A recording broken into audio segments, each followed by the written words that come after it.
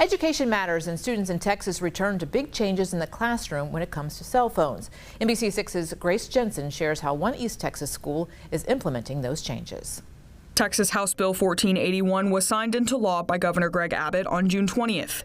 Prohibiting the use of personal communication devices by students on school property. This includes any device that isn't assigned by the district for students to use. Some schools in the state have similar cell phone policies that were implemented in previous school years, but at Atlanta High School, this is all new for them.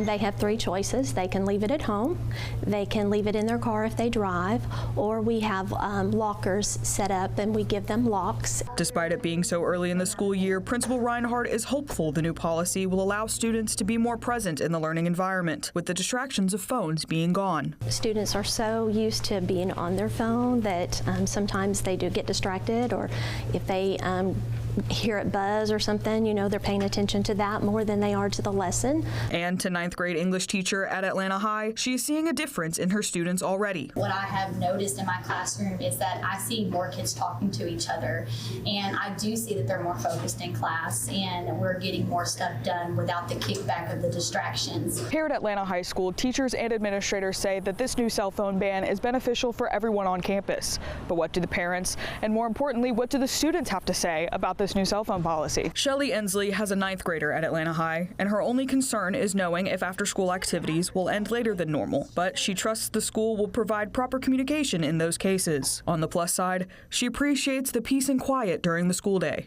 I don't have to worry about one of my kids calling and saying, bring me lunch. Hey, can I go home?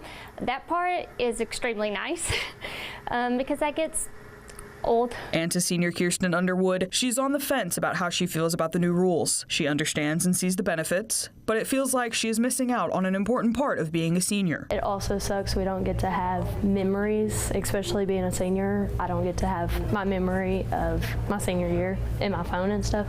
A common concern brought up in states with bans on cell phone use in schools is communication between parents and students in emergency situations. But Principal Reinhardt says they have a solution already in place.